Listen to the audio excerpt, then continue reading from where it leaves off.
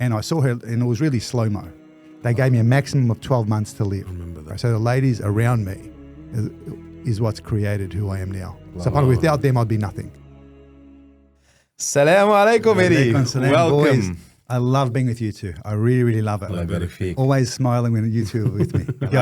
Shoot with it. Well, we would like to welcome Eddie Fakhri, an amazing, beautiful brother and a family friend, also a, mashallah, an astute influencer and a real estate agent, mashallah, very successful real estate agent in his own rights.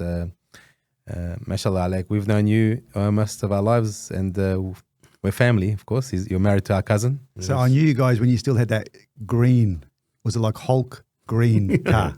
We called it the frog. The frog. Yeah. You probably regret selling that now. Wallah. There's always regrets in life. Always regrets. So we'd love to welcome you on the Safi Bros podcast, and would love for you to share with us your success story. And as we've spoken before about success stories, it's all about, you know, your journey throughout life and the lows and the highs. And would love for you to start maybe at your younger age, you know, maybe, you know, high school, if you'd like to start a little bit later. You know, I'll give the floor to you. And start in terms of what though? So your journey, how did you start? You know, what was your focus in life? So let's say Lebanese background. Look, with most Lebanese people, you know that your parents want you to be a doctor or a lawyer. So initially it was my parents' start. Sorry, not my start. So my parents' start was, okay, Eddie, you got to study, like probably you too, and we want something to come out of you. So I never got into my own right, I think, until after I finished school. During the school time, it was almost all about curriculum and pleasing my parents. Like a lot of us, that's what we had to do. And it was always that focus on, I've got to make sure I get an A. I've got to make sure I get an A. But then once you get beyond that, and then your parents realize, okay, he's not going to be a doctor or a lawyer. You finished year 12 now. I think for most of us, that's when you should open up and then become yourself. And then I got into real estate very, very quickly. That was one of your first jobs? My first job, I was debt collecting for a company called Remington White. I don't think they exist anymore now. They merged with somebody else.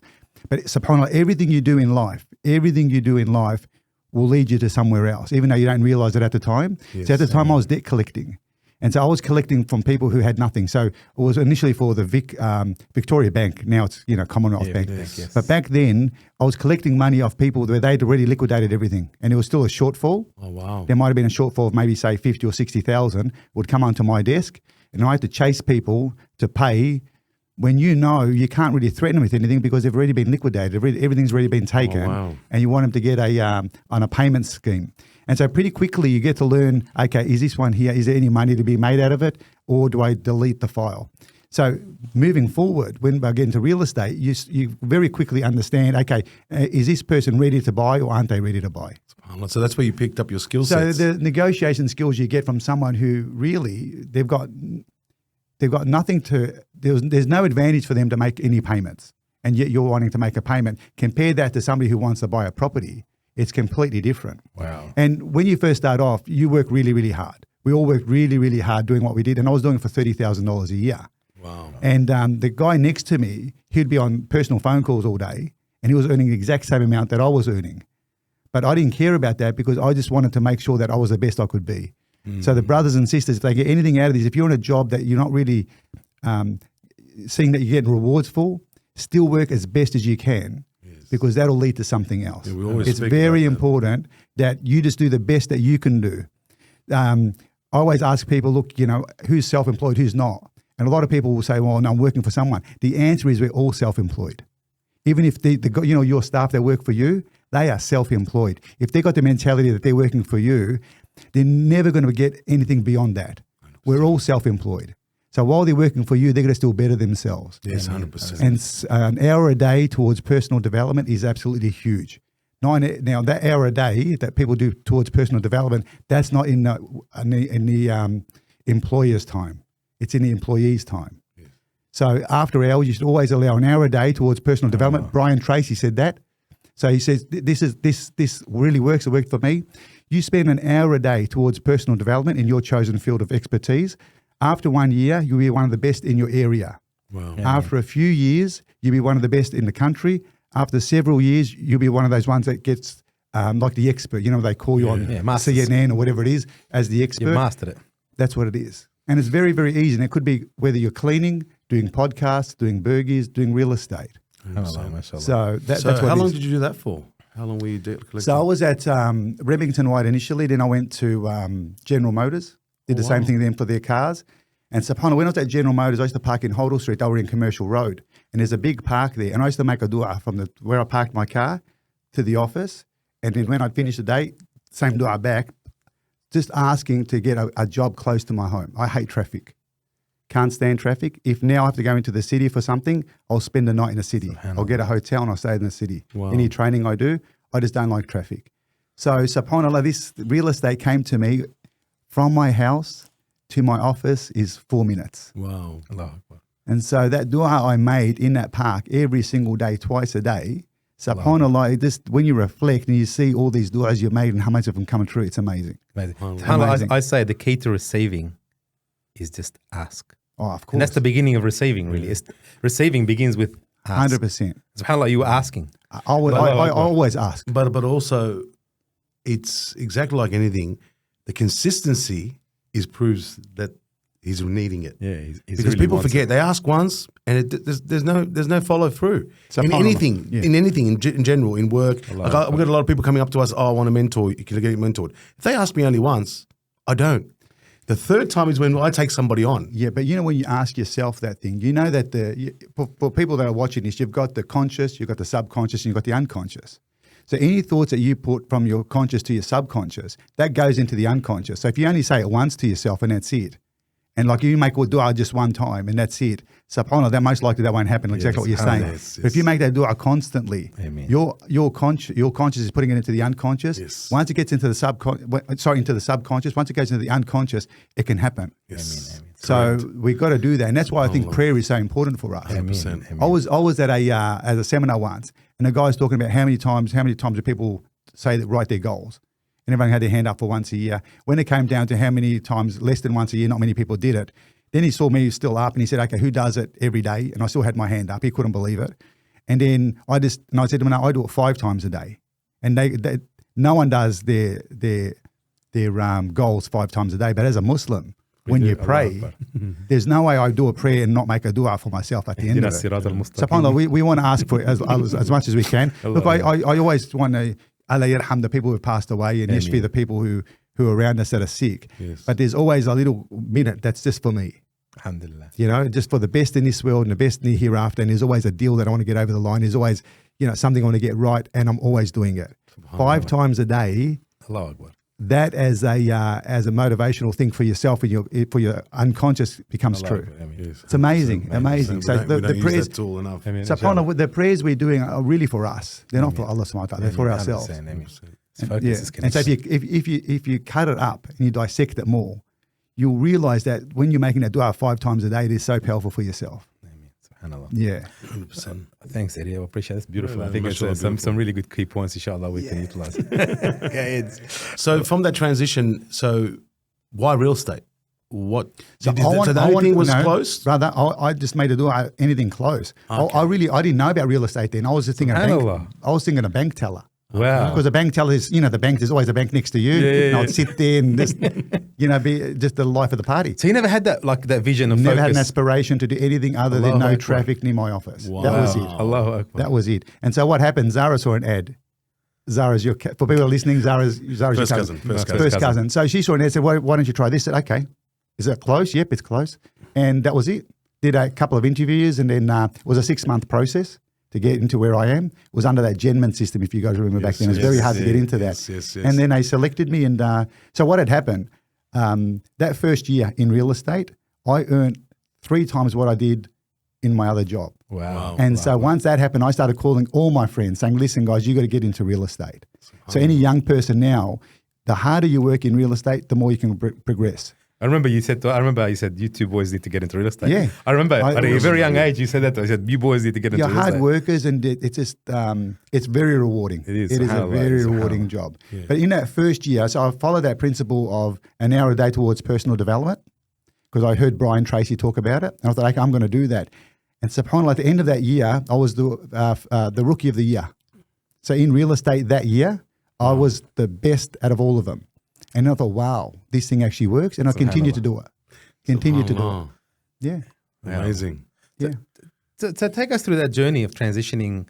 So you've transitioned from the debt collecting through to real estate, and then you moved up in that real estate game. Mashallah, like you did some I was amazing fortunate stuff. enough that I worked for a small company, and so sometimes working for a small company isn't a bad thing. Because sometimes you look, I was at General Motors, and General Motors is a huge company, and I think they've sort of foreclosed here. Yeah.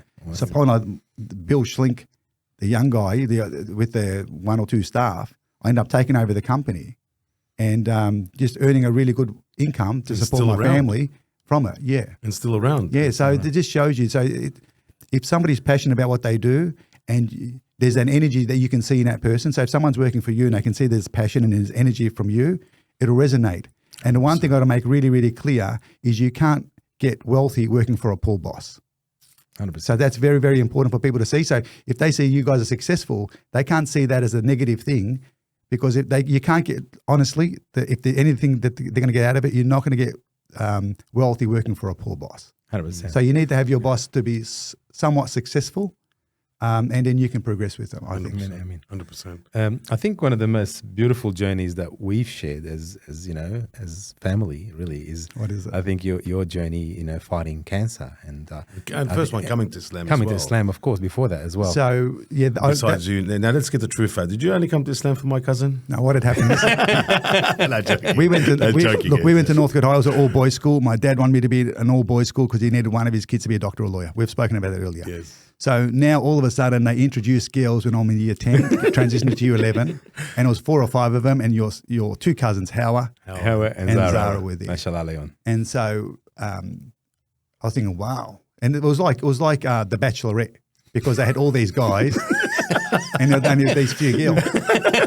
So our attention went from the Miss whatever her name was, the teacher, to these girls at our age. SubhanAllah. And Northcote. And Northcote High. Yeah. And so I'd watched from a distance for a little while. But what had happened, I was in class with Hawa. Me and Hawa were in the same class. Okay. I didn't know that. Form room, at the start of the day, at the end of the day.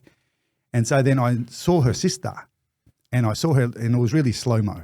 When there's someone, those movies where there's slow-mo. So your cousin, I would always see her in the slow-mo coming towards me. And so I was too scared to talk to her. So I said to Hal, I said, look, you got to try and get me with your sister. And Hal was super sweet about it. She was never like, mate, grow up. She was like, yeah, okay, we'll try. She was very sweet. And so you knew Howard before, Zara? Well, me and Zara were in the same class. So we had some form of relationship. Yeah, but I was too scared to speak to Zara. Oh, wow. Every time I saw her, couldn't speak. Yeah. And then subhanAllah, it happened. And but Allah subhanahu wa ta'ala brings people to Islam in different ways. Yes. For me, it was through your cousin. She was just amazing. It was love at first sight, really. She's always had a beautiful soul, mashallah. Like, even as a young girl, as kids, I remember her. She's always had that beautiful soul about her, mashallah. That it resonated. We saw her. 100%. She was mashallah, beautiful, beautiful girl. What had happened with her, and I'd mentioned it to her only years later. I bought her a watch that I kept, and I had never spoken to her yet. I'd bought a watch like a year earlier almost. Wow. And I'd never spoken to her. I was always, and my friend was saying, but when are you going to give it to her? And I was like, no. I don't know. And they're like, but you don't even know her. And I said, no, she's going to get this watch. I've still got that watch now. She doesn't wear it, and it's under the house, but it's still there. Wow. That's amazing. So you plan. Sometimes we just know something's going to happen. SubhanAllah. Yeah, in your brain, you just know it's going to happen. And subhanAllah did. How was my cousin with you? Very standoffish. But as soon as she knew I was Christian, she was very standoffish. Wow. She didn't want to have a bar met for 1 whole year straight. Wow. Every day I would follow her. Wherever she would sit, I would sit and I'd have lunch. And I'd try to say, well, why don't you want to date me? Why don't you just wouldn't, for a whole year. SubhanAllah. And then eventually what happened? Did you come to Islam before marriage, after marriage? What took place? No, well before marriage. Okay. I know this, but for the audience, that's why I'm asking that question. So what had happened, Zara said, look, we can't get serious because I'm Muslim and you're Christian. And then at that point there, that's when you want to try and explain how beautiful your own religion is, right? I don't know if it's happened to you guys, but if you're ever talking to someone that's a different language, different religion, faith, yeah. You then want to focus on your own religion. You want to study your own religion to be able to come back to them with more. Yes, 100%. But then the more I studied my religion, the more I saw some faults in it. Subhanallah. And so then I went into trying to find faults into the Quran. I didn't find it. I started doing more homework outside of that. See, John Miller once said, he who knows only his own side knows little of that. He's a philosopher. Yeah, so what 100%. that means is that if you only know your side from your point of view, there's no way you're going to ever know what the other guy's thinking. 100%. So you need to know the other guy's point of view from their point of view. It's only then that you can work out whether what you're saying is right or not. So then I went with that. Wow. I thought, hang on, let me try and study that. If I study that from that side, then at least I'll know my point of view on my side. Subhanallah. And it just, and then... How long was that transition? How long was? I reckon maybe 6 or 7 months. But I was studying theology at Melbourne University at the same time. You've always been a deep thinker, mashallah. Yeah. He's I always was been a always deep studying thinker. that. Yeah. Oh wow. Yeah, so that was good. Subhanallah. Yeah, but it's subhanallah, like, Sinead kind of passed away and she studied theology herself, and she speaks about the only true, reality of any religion is goes back to Islam, subhanallah. And she said that. It does, yeah. Because if you follow theology, you'll understand. And the authenticity that we can, like with a lot of books, you can't work out where the origin was. Yeah, 100%. And if you look at Christianity, and I want to go into that part, but out of respect for the Christians out there, but, December 25th, that's got nothing to do with Jesus. Jesus was most likely born in August. It's the sun god Mithra, and you can go into all of that, and the Father, Son, Holy Spirit. Yes. Let's not go into all of that. But for me, it just made more sense to me to be. What was that? To be Muslim. SubhanAllah, there's always one point where we there's that change in your life. What was that point that you said, "Oh wow, that's the key. Islam is the right." Do you remember when you were growing up in science class? They'll show you that photo. It was like a Roshake photo. When you see it, and you'll see an old lady, an image of an old lady, and then I'll say to you, and you say, "No, all I see is the old lady." And I say, "Well, look at it this way." Yeah, and you look at it a different way. Then all of a sudden, you see this young lady. Did you ever do that? Yeah, I did that. Yeah. And all of a sudden, you see this. So the same thing was with me. So I was looking at my deen in one way, but then when they said, "Well, look at it this way," the same deen became Islam. Wow. So Christianity, that same picture, when it was just tweeted a little bit. It was Islam. Do you know what I mean? It wasn't like wasn't something new. No, Fresh it was just that same photo that I was looking at it one way, and I thought, okay, but then as soon as I looked at it a different angle, it was just it and it's I made totally sense. resonate because we know his parents dearly. His mum, that's the picture father, there. It's upbringing. That we recall looking at that. There you go. So that one, some people see that as the old lady, and then some people, when they look at it, will see the young one. So it's the same picture. Yeah, Allah. So with me, it was just the deen was the same. Like Jesus being born from a miraculous birth. Allahu Akbar.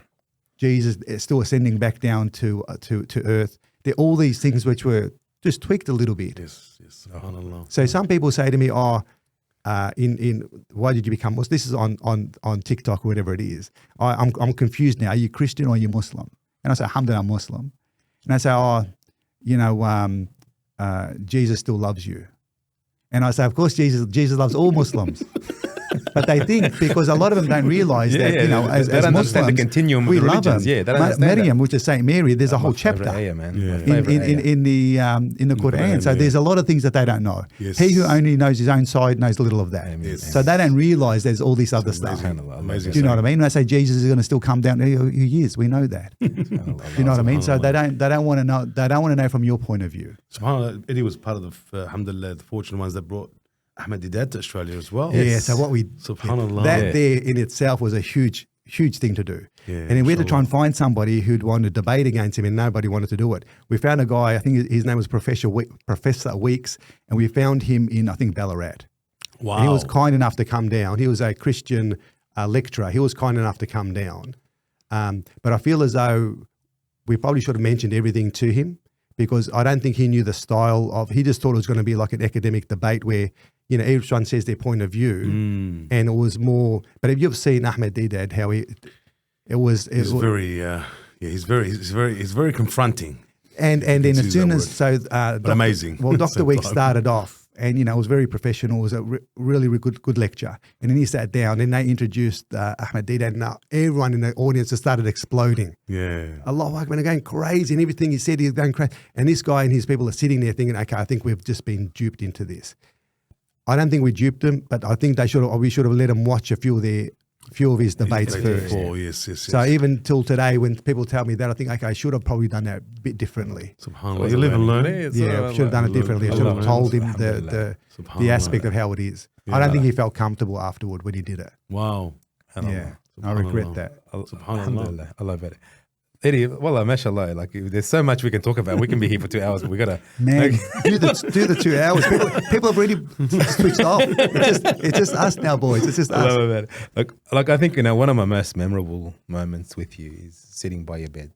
I remember reading Quran for you, and I remember so vividly, like so well. Like I was sitting next to you. I was in that bed, and people were saying like we're saying goodbye, people were saying like Eddie's going to leave us, I remember those days, and I remember I was there every day in the hospital, and there's really powerful moments. Take us through that journey. What took place? So that was a blessing for me. So subhanAllah, I was young when I got sick, and alhamdulillah, I think that's a blessing. And looking at it now, I get goosebumps when I think about it, but looking at it now, you see it was a blessing. Amen. But at that time, I was really steadfast in my deen. I said, well, if it's meant to be, it's meant to be. If I'm meant to pass away now, I'm going to pass away. But I didn't allow that to become me. I would make dua every single night, because for those that don't know, we'll just put it out there. So I had non-Hodgkin's lymphoma. It was mantle cell. There's no cure for mantle cell, and they found it at stage 4B. They gave me a maximum of 12 months to live. I remember that. That's just science, complete fact. It was. And so they said, Eddie, it doesn't seem like you're accepting it. And I said, look, I'm not going to die any earlier than the time I'm prescribed to die. Ameen, Allah. But I can still change that date. And subhanAllah, I would do dua every single night for me to get old and grey and see my grandchildren every single night. Now, it was written for me to pass away in 12 months. Mantle cell, non-Hodgkin's lymphoma, there's no coming back from that. And it's 4B, it's everywhere. It's all through everywhere. the body. Allahu Akbar. There's no coming back from that. But I knew that our Creator, subhanAllah, even though He created everything 70,000 years before the earth, corner by corner, He could just, with the stroke of a pen, He could change things. 100%. And I would pray every single time. Every single prayer, the power of dua 5 times your goals is to still be here now, talking with you guys. And it happened. So that what happened, they after maybe 6 months of chemotherapy, they did another bone marrow biopsy where they screw into your back and take out the bone marrow. And then they turned around and it was after I had some Zamzam water and I made a dua the night before. Whether that was it or not, I don't know. But they did it, and I said, Eddie, we think it's been misdiagnosed and we think you've got this other one that we can now cure. That was 6 months after that. Yeah, it changed their mind.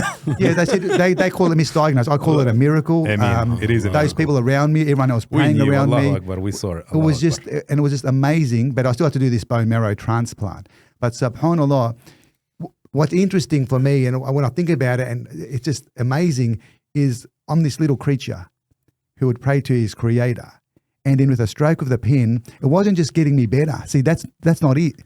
There's all of this. Everything else would have had to be changed. So I'm not passed away now. Have you guys watched Back to the Future? Yeah. You know how when he was younger and he changes one little thing like that and the rest of everything changes afterwards. Yeah, of course. So subhanAllah, now Allah subhanahu, what He's done for me, everything had to change. Yeah. Like sitting here and having to write this in there. This is now part of having to change that. But it's so easy. But for me, that He's done that, subhanAllah, how can you not be grateful and want to pray 5 times a day for that? Because it's all changed from how long was ago? That's been 15 or 20 years since I did a bone marrow transplant. So now everything else had to be rewritten. Yeah, of course. Amazing. But mashallah, like it wasn't only that. I think it was a lot of actions that you did. You gave away a lot of sadaqah. I remember like you were doing, your family, everyone was doing so much for you. Like you absolutely rallied the whole family. I remember like all of us were there.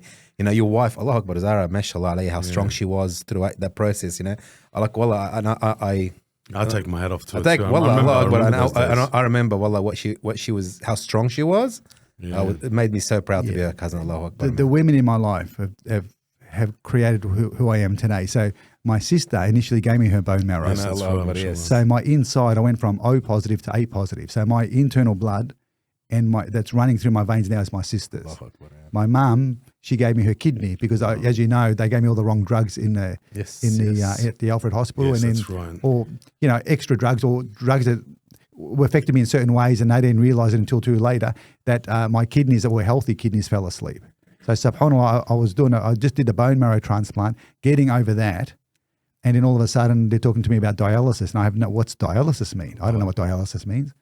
And then all of a sudden I'm doing dialysis 4 times a week, needles in my arm. I remember that. And you can't move for 5 hours, your arm, and you can't drink water. You're not allowed to do anything because, you'll drown internally.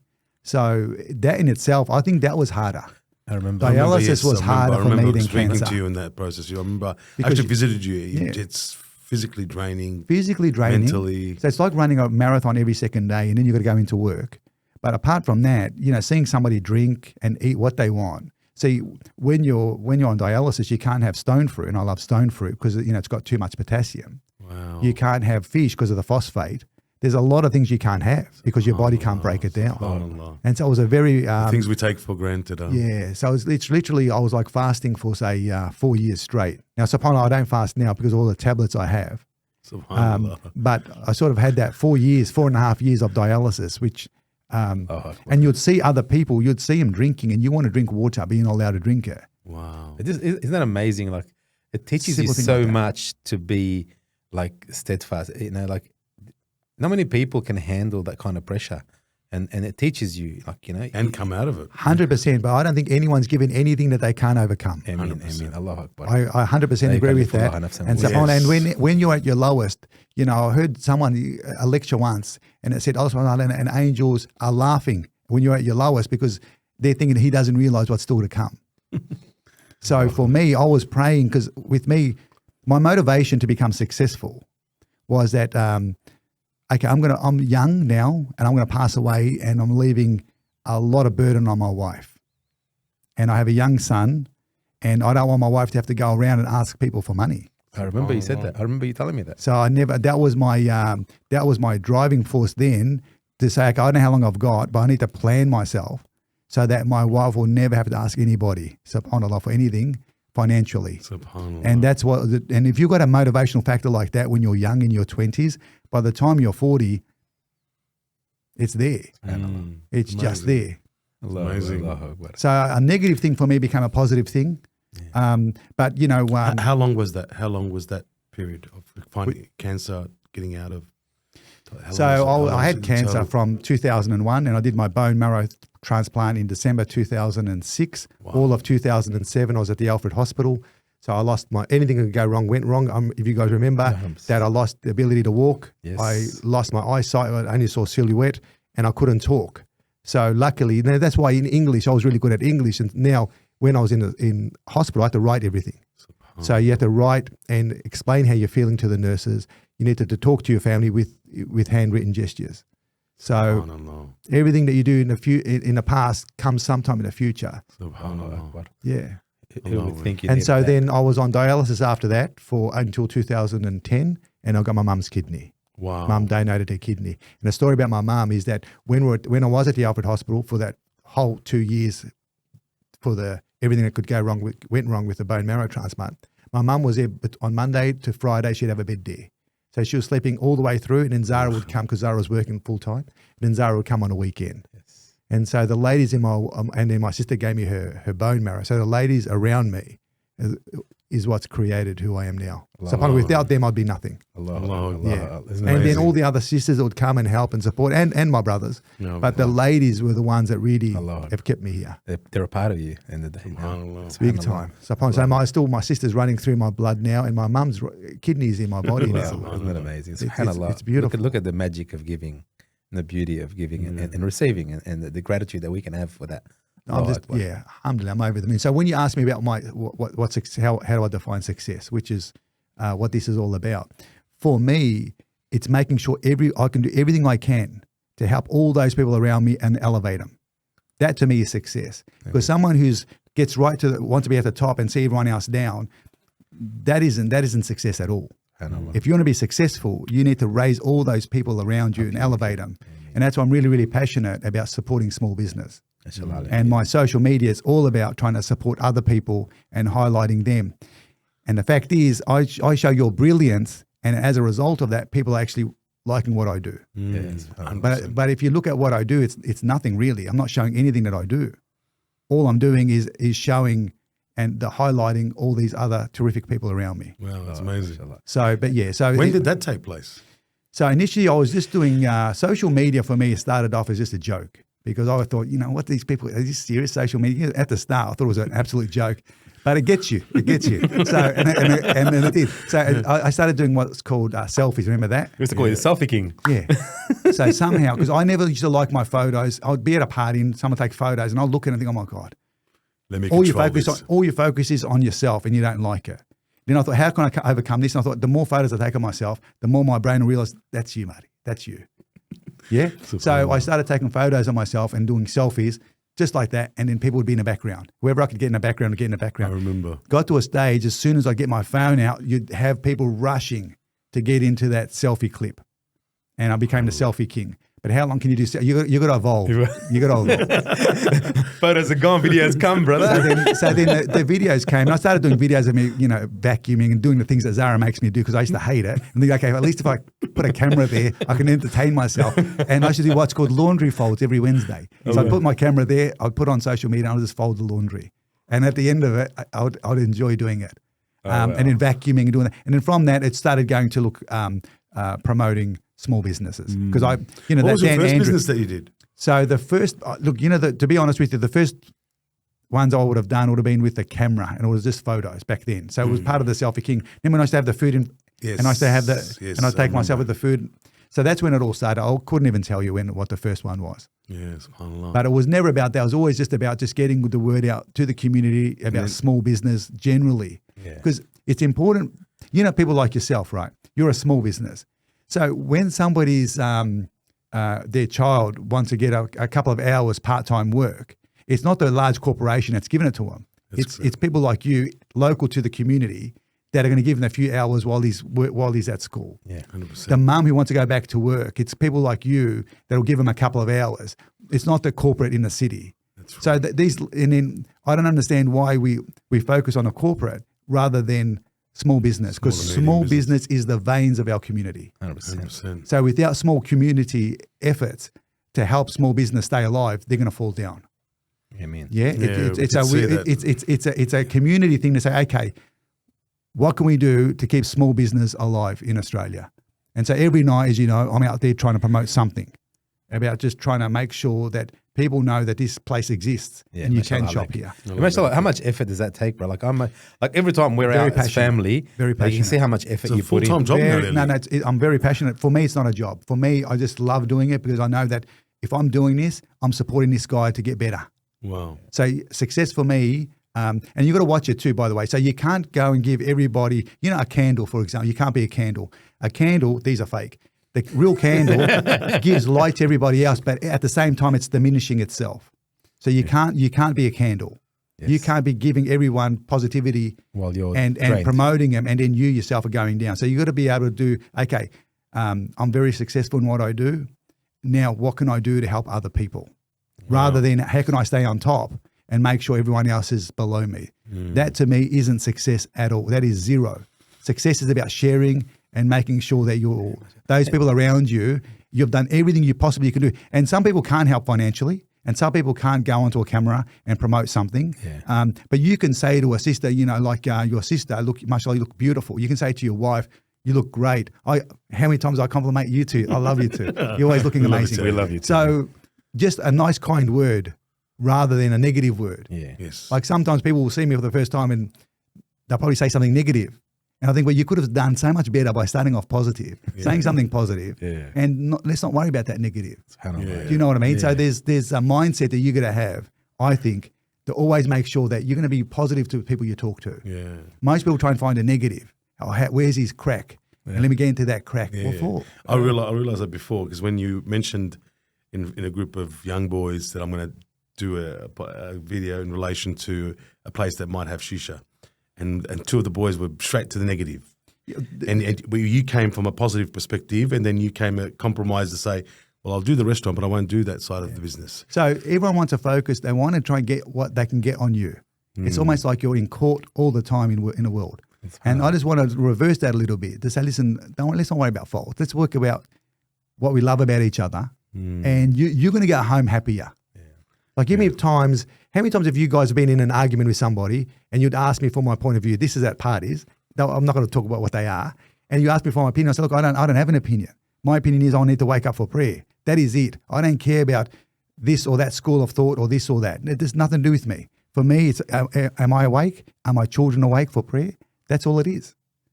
So and then when you get home, you have an argument with someone. When you get home, you don't come home with, maybe I shouldn't have done that. You're gone home and you're straight on Google. You're trying to reinforce what you know. It's just madness. Why would I want to do that? You're digging your hole bigger. Yeah, and you're thinking, no, and then you want to go and you've got this kung fu in your head. What for? Do you know what I mean? I want to go home. I want to go home and do other stuff. Yeah, fair enough. Not go onto Google and just to prove that I'm right. Amazing. MashaAllah. So that's it. I'd love for you to share with us, what would be like the highest point you've ever had? Like, what would be that pinnacle where you say, you know what, alhamdulillah, I'm here. I've made it, or I feel successful. I feel I got somewhere where I didn't think I'll ever get. That time hasn't come yet, brother. That person that says to you, that hasn't come. That hasn't come.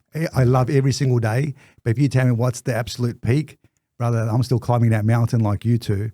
There is no peak yet. There is no peak yet. Where I'd like to go, I'd like to be able to see. At the moment, it's mainly Melbourne based. Yeah, and there's a lot of other interstate stuff, but I just can't. I don't have the financial backing all the time to be able to go interstate and promote some of these businesses interstate. Business concept. But ideally, that's eventually that's where I'd want to be able to go to different states and promote what they've got as well. At the moment, I'm passionate about Melbourne, but there are other. They've reached out from other your states. followers. Did you have a breakdown of that? Do you have? Yeah, so that's a funny story in itself because a lot of them are from America, Canada, and the UK. Oh, wow. And so I did one on one brother that's here. He's got Cuban cigars, and they deliver Cuban cigars to you. So you with your friends, you call them a couple of hours in advance. Cuban cigars are delivered, and you can start smoking away. So here I am smoking all this stuff with my friends and all the rest because I heard about these guys and ordered it. They got banned on TikTok. It was banned because a lot of the viewers are in the US. Oh, wow. And they banned it. I'm thinking, well, why are you banning it for? All I'm having is Cuban cigars and saying you can order online. It's like, no, it doesn't fit into the regulations of certain countries. Oh, wow. Yeah. So that's interesting. Amazing, huh? Yeah. No, but mashallah, like I can only imagine the challenges you face through the online process of going online and I don't want to be on your thing. Do you look at the trolls? Like in how much was Jaros? It's a punter. There's not many trolls. There's not many because I'm never bragging about myself. You never see me saying, "Hey, I just sold this property and sold it." Yeah, no, you never do. You never see me in a going into a shop and buying something very expensive.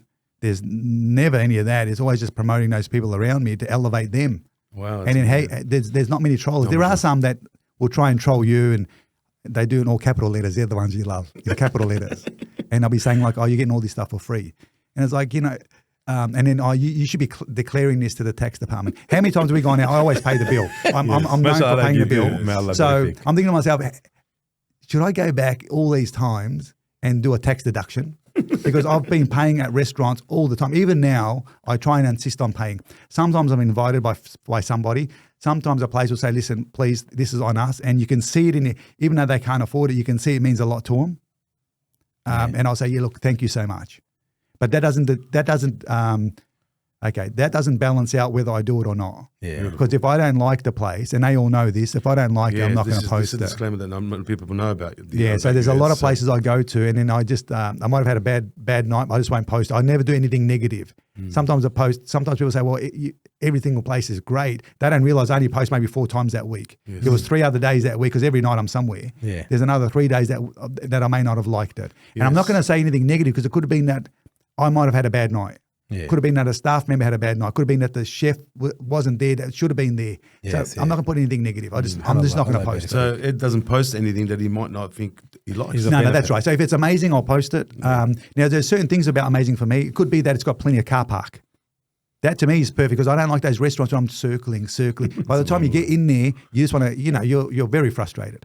And I don't like the places where you go there and the staff won't give you any attention. Yeah. Like, you're waving, and there's no one that's coming to you. So there are all these little, the food is one part of the dinner. Review. Because there's so much others, the parking, the friendship, everything around it. 100%. There's a whole vibe.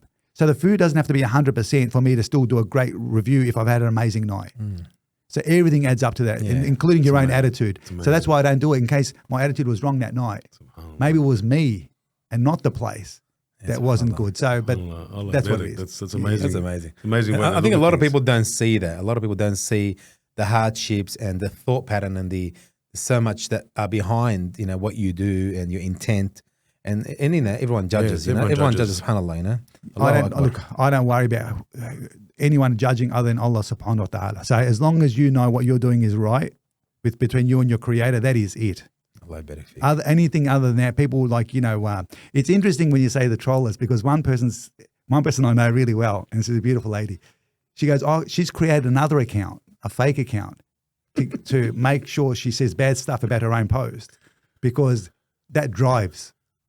Negativity drives. Wow. Yeah. So with me, I don't get enough of the negatives for it to drive it. I never thought about that. Yeah. Wow. So it doesn't get enough negatives. So it's right. When you get negative, everyone starts and then suddenly. And that's what drags. That's what's meant to click into the algorithm and say, hang on, we've got something here. We've got something that's a talking point. Let's focus about it. Yeah. But, and so some people do. I don't do that. I have some trollers.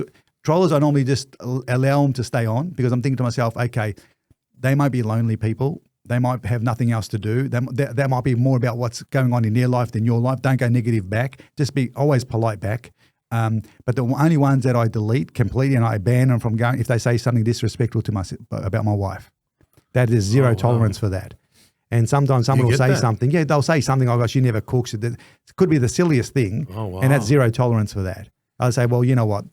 This is an adult platform, my page, for promoting and aspiring to be better. You're off. So that's the only thing. Only other than that, if someone says something negative about me, that's fine. So you also get, obviously, you said before that not many. I reckon some would say, "May Jesus love you," or things like that. Even Muslims judging you. Do you get that? Oh, Muslims judge often because a Muslim wants to. The Muslim community is great when they're at the mosque all together, but outside that mosque, it seems as though they don't want always the best for each other. Yes, subhanAllah. I'm just going to say it out there. The Christians aren't as much like that, to be honest with you, because I've had both sides. Yeah, I find that the Christians will rally around you to elevate you. I find that the Muslims sometimes it's maybe because it's the competition aspect that they're thinking they have to be better for themselves. So, but in the mosque, we're all standing. Somewhat, they'll do anything for you at that moment. Yes, yes. But outside that, to pick up a phone, call you and say, listen, I need you to sell my home. That's a bit more of that's almost like it's a ton for them. Yeah, it's a weighty thing. So it is. We might have felt that too in starting our business and things like that. It's 100%. Yeah, it is disappointing. This is an honest discussion. Yeah, isn't and it? of course. So yeah. If you guys are being honest with yourselves, 100%. you would know there will be certain people who don't want you to succeed. 100%. And there's nothing you can do about that. Oh, yeah. You can't do anything about that. I think it's beautiful as well. I think it's good to have the hate. I think it's it really helps. Yeah, because I think always when we've copped the halal hate. You know what I mean? You guys are halal. You guys. Right. We've copped a lot at the start, especially. Not hand slaughtered chicken. Where's your certification? Look, those guys there, the ones that do that, that's more about themselves than anything else. You just do the best that you guys can. 100%. And I love you too. I love you too, really, really. And I wouldn't have come out here if I didn't think this is something that's going to benefit somebody else. Inshallah, I just hope it's more than 8 people that watch it. Inshallah, more than that. Inshallah, whatever Allah subhanahu wa ta'ala's barakah. Like we said, if we change one heart, we've changed the world. And subhanAllah, we've been very blessed. Like feedback we're getting, like I had one guy give me a call and said, bro, wallahi, after listening to one of the podcasts, I can run through a wall. Like I believe I can run through a wall. Like there's nothing going to stop me ever. And I've never listened to anything like that. So we all grab people differently. We have different personalities. We all have different focuses and different. Everyone's got a story. Different story. And subhanAllah, everyone remembers the stories. It's amazing how much the story affects our lives, and saying we see ourselves in that story sometimes. Yeah, well, anyone that's listening, especially if you've got an ailment, sometimes you're sick when you're younger, and you might have something that's wrong with you physically. Just understand that. Look, that's going to define. Don't let that negativity define you. Just embrace it, and you'll be so much better. Like I got sick when I was really, really young, and even now there are a lot of things I can't do that people my age can do. But I've embraced other things that I love, and it's elevated me to the point now I'm just. Alhamdulillah, very content. Very, very content. So the young people, if you're sick when you're young, stick with your Creator. Everything's a test. If you just stick it, there is a light at the end of the tunnel. Amen. There's always a light at the end of the tunnel. And subhanAllah, if I did pass away, alhamdulillah, that would have been what was written. Amen. And those around me just got to understand that as well. I can testify to what Eddie's saying because we've known him for a long time. He's always been an upbeat kind of person, doesn't like conflict. He's just always finding a solution then sitting there and just digging a bigger hole. Yeah, sometimes I've fallen for the trap of arguing with somebody and then my whole night is wasted with one person arguing when I could be enjoying wherever I am, that dinner or the party, whatever it is. And here I'm in a corner focusing with one guy. Yeah. So I've learned a long time ago, listen, if just appreciate that they got a different personality or different view, opinion. Yeah. But more the personality because they want to keep grabbing you and push you back in. It's like, no. You're right. Let me just get back to the party. I'm trying to film the food. So they'll grab you. They'll grab your arm and they push you back into that conversation. Their personalities that this isn't over.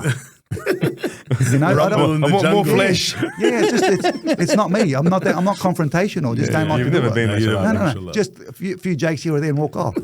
A few times you have been with me, especially, like. No, you two are like my brothers. Though. It's a bit different. We can say what we want to say, and then at the end of it, we always have a ball. Yeah, but there are people that you just know that you're just going down a rabbit hole with the discussion. You're not going to win. No. Especially externals now. MashaAllah. But we've had amazing, beautiful, healthy debates. We had beautiful discussions at your place. Allahu Akbar, man. It's always been a pleasure. And MashaAllah, he also runs Iftar every year as well. He does a huge Iftar with your wife. I don't know how much time I've got. So that started in my house because what had happened, I said to my wife, listen, okay, we're just doing Ramadan dinner on our own with your family. She goes, yeah. I said, don't you all get together and have Ramadan dinners? And she said, no. I said, okay, well, we should invite your uncles and aunties because I think we should all be together for one Ramadan dinner, at least one. And if you remember, we started them at my house. That's right. And it might have been 20 or 30 people. Then it got to, okay, Eddie, how about, can we invite our extended family?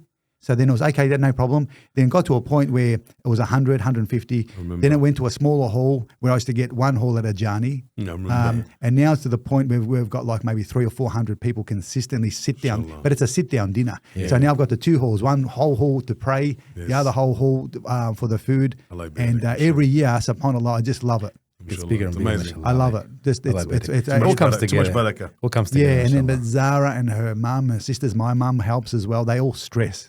Because it's up to them to feed all these people that have been fasting. That's right. And every year, every year, mashallah, do an amazing job. But it's the ladies. I just sort of coordinate a little bit. Yes, it's the ladies that do all of that. Inshallah. Yeah, so hats off to all of them. Alhamdulillah.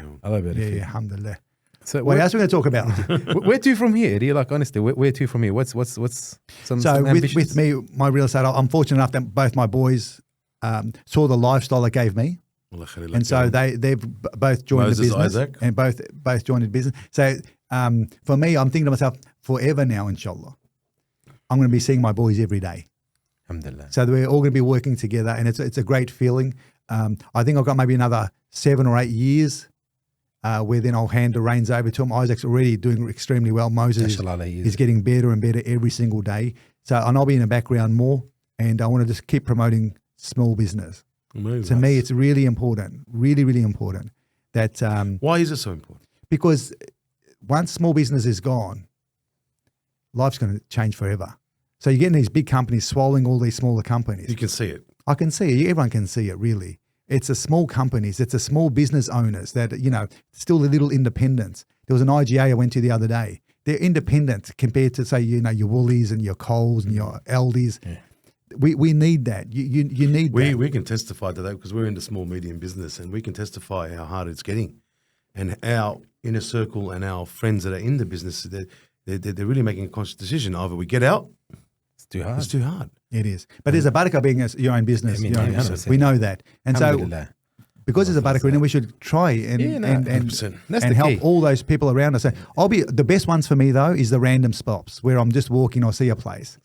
And I think, okay, let me just go in there and do a bit of a TikTok. Or it could be, a little van somewhere. And I'll say, listen, Is it okay if I film a bit? And they're always skeptical. Yeah, what are you filming? yes. Can I come in the back and just film it? They don't want to do it. Yes, I said, brother, I'm going to pay you. I'm going to pay you more than what you want. Let me just film and let me just promote you a little bit. And it's not until later because it's created a bit of a cult following where I'll do something and people will go there. Yeah, it's subhanAllah, yeah. They'll amazing. go there. 100%. And so these guys get smashed and I'll never go back. Yeah. But I hear that they've done really, really well, but I'll never go back because if you go back, it's almost like, oh, I don't want that thank you. I'm so happy that That's they've done good. it. Yeah. And you know that, and then I get these messages. They send you a message. Look, sorry, thank you so much. Next time it's on me. Bring your whole family. But I just don't go back. But anything I can do to help somebody else, Amazing. I think that's what success is about. Mashallah, If you can that's make other people smile, giving back. and- Giving back. but not even giving back. Like just they haven't given me anything for me to give back. It's just No. just give to them. Yes, give Give them and elevate them and do everything you can. So the day you've passed on, you know you've done everything you can to help everybody else in the community. Alhamdulillah. Yeah, but don't be that candle though. You can't diminish at the same time where you guys have nothing. It's good. It's good Yeah. analogy. I like that I like analogy. that, yeah. I've never heard that analogy And about everyone's come to the podcast. It's got different analogy. You know, one has put your remove the blinkers or have a better focus. Or, so it's kind of like all of us find these words that we associate with a process that we need to take that makes us. So why'd you get the candle? Yeah, the I candle, love the amazing. candle. Yeah. Don't diminish. They haven't diminished. Somehow I'm going to be that. I'm going to be that. They haven't They're diminished. rechargeable. Say that. Okay. So rechargeable ones.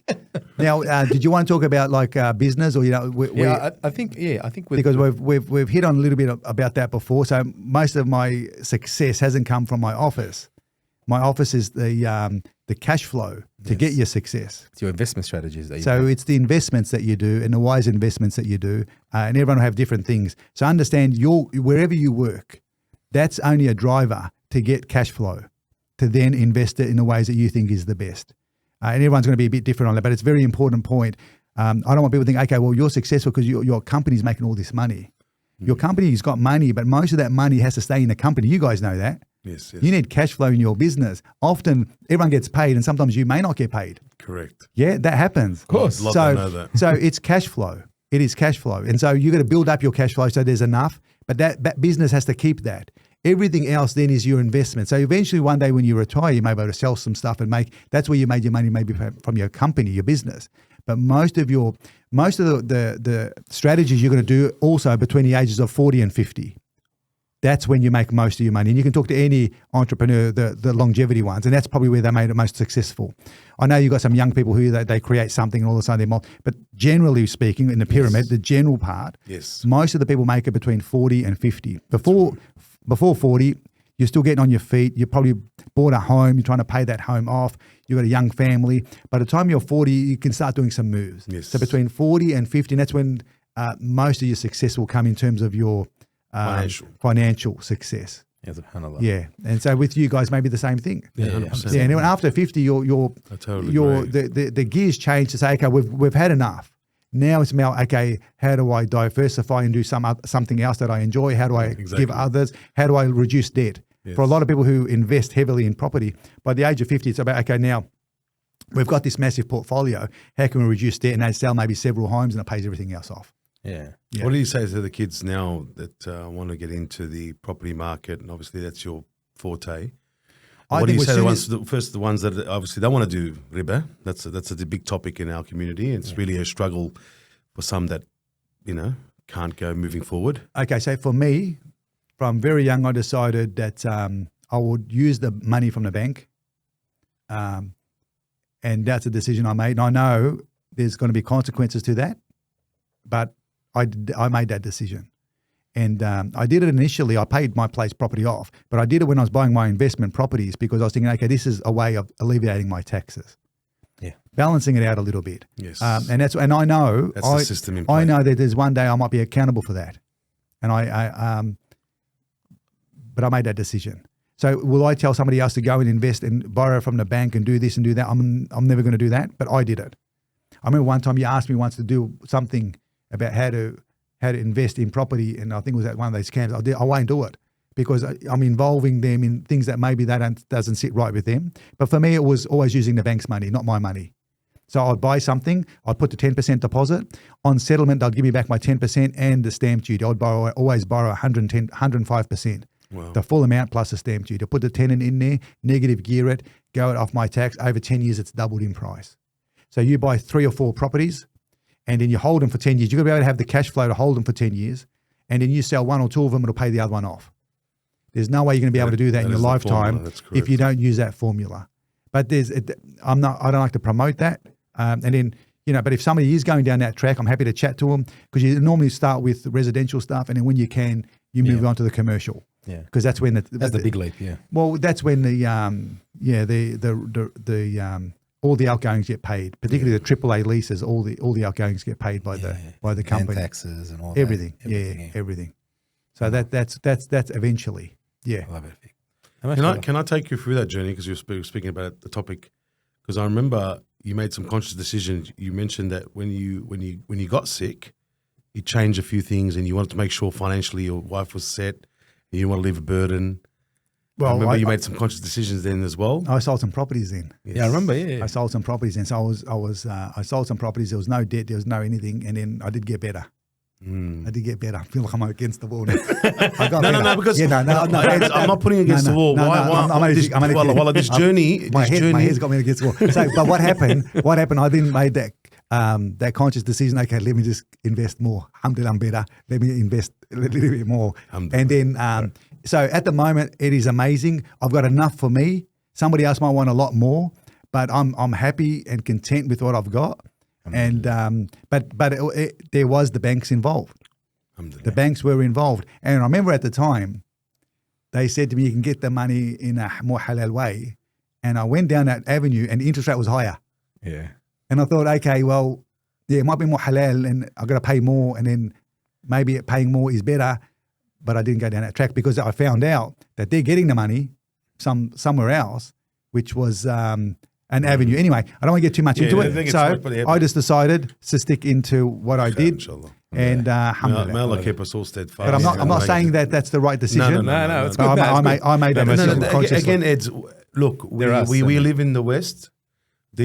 And I totally agree with you. A lot of people don't understand that the system in play is that you need to counter that tax, especially when you're earning or turning over such a high amount. In real estate, you're not selling anything under $1 million these days. And there's no cash. In real estate, there is zero cash. Everything is checks through the solicitors and through the banks. So if you're doing a $30 million in that year, there's a big tax that you got to write off somewhere. There's massive taxes. Every property you sell, there's massive taxes. There's GST on top of that. But when you've got your own company, like you guys know, there's all these other things. I'm fortunate enough that I was able to buy my own place out, but a lot of people don't. But I still pay rent as if I'm the renter. Yes. You got rent that goes up most times every year. You got the energy bills on your place. The energy bills will go up 25%. To a family, that might be $1,000 a year. To you guys, that could be like tens of thousands of dollars. That's right. Exactly. These are all these things, but you can't increase your burger too much. You can't. 100%. Everything goes up in price. But if you increase that burger by $5, they're gone. Yeah. Even your most loyal one says, "Oh, look, I can't afford it now." It's a balancing act. It's crazy. I had a chat to a friend last night. I was on the phone with a friend. He goes, I went to Sorrento, I had a pizza and a drink. I paid $60. It was one pizza and a drink. He goes, a small pizza and a drink, $60. He goes, I'm never going to work there. I go, bro, inflation is inflation. I go, it's reality. We're going to be paying $50 for a pizza. You'll see. It's going to be a standard. Yeah. We used to pay. I remember as a kid, my dad used to give me $1. $1. I used to buy with it a Big M, a donut. Right. I remember I used to go lunchtime, let's go buy a Big M, a donut, and leftover lollies with the $1. The 20 cents mixed lollies, and you're there, and you're picking it. I want one, I want that, and the guy had the patience for you. Yeah, you go into a store now, they'll slap you out if you want to try and tell them you want this and that. It's already mixed for you. You can't even get that for $10 today. Yeah, mixed lollies. You can't. A Big M. I used to get the Big M, and the donut and the lollies for $1. Yeah. So everything's going to go up. It's inflation. That's what's happening in the world. But you guys, it's hard. In your position, it is very hard. It's very challenging. Because it's the consumer out there, they're finding it tough as well. Exactly. Yes. And that's so like your friend saying $60, like that would have been a lot for him to pay $60. May or may not be, but it would have been, to me, I would assume it's a lot of money for one pizza. Yeah. And so I understand their point of view as well, but a small business point of view is that, listen, if I don't do this, my whole livelihood is gone. Yes. We have to increase our prices, and often I'll pay the extra amount if it's good quality. Yeah, exactly. See, you know, you guys, right? People don't see this. I can go to McDonald's and get myself a burger. So when it comes to my real estate office, I charge a certain amount. People may think that's expensive, but what you get for that, if you realize what you get for that and what's built into that, Yes. it is so much more than what you think. Yeah. See, your patties are made differently. Your Ahmed's telling me you make the meat every day fresh. Chili salsa. We make a fresh cheese. We make our own cheese sauce every morning. We make it twice a day. McDonald's doesn't do that. What I'm trying to say is you can go to McDonald's, but there's a reason that's cheaper, and it's mass produced. It's not as good for you. It's not as healthy for you. There's a lot of other things. 100%. So what you guys are giving people is fast food that's healthy. That's why always people say, "Oh no, fast food's bad for you." Yeah, could you go get the one that's for $2? That hasn't increased its, you know, their soft serve hasn't increased it for like 50 years. But God, I don't know what's in it. Do you know what I mean? And then they say, "Oh, fast food is all bad for you." Yeah, because you're going to the cheap one. You can get quick food, not quick food served in moderate time. That's healthy for you, but you got to pay up for that. Yeah, 100%. Yes, yes. Right, we You gotta pay up for had that. this guy come to us. What he called? He was like, he goes, you can make the chemicals to make the burger. Tastes exactly the same. He goes, give me a burger, I'll replicate it, and it'll be all like fats and all this stuff. And he goes, it'll cost you like $6 a kilo. Like, and I said, what do you mean? He goes, bro, if I put it next to you, you would not know. And he goes, he's like a chemist. And he's telling us like he wants to do this for us. And I said, bro, my son's going to eat this. I'm going to eat this. I can't do this. And he goes, man, don't worry. It's still good and stuff. I said, no, man. You know what? Nothing like real meat. I know, but there's always a part of me when someone comes to me like that, and I think, okay, but it's so diminished by everything else that I let it go. But there's always this thing where if you can get something a bit cheaper and you consider it, there's a slight of me that'll consider it slightly because I always want to give a person their 5 minutes when they come and talk to me. But there's always something. There's always a drawback. If you get that cheaper, it's going to be like what you're saying. You're going to compromise on someone's health. Like we were in the boardroom once, and my nephew was sitting with us, and a guy, did his proposal, and the bread was cheaper, good quality, in par with ours, and he was just very rude, very arrogant. Yeah. And he's like, my nephew's like, we're going to use him. It's cheap enough, good enough product, cheaper than what we're currently paying. And Ahmed said, I'll never use him. And my nephew's like, why? I said, one thing in business is you want to deal with ethical people that you believe are like-minded. It's not only about the money. Yeah, not about 100%. And they've got to be likable. 100%. You deal with people that are likable. So, these young chaps are not understanding these days. And our bread supplier, he bakes every morning for us. Yeah, and he's been a friend of mine for over 30 years. That's what's important here is that if you've got to be loyal, just like you want your community to be loyal to you. Exactly. Yes. You've got to be loyal to the people that provide for you. 100%. So if someone's a little bit more expensive, you're going to say, look, you know what?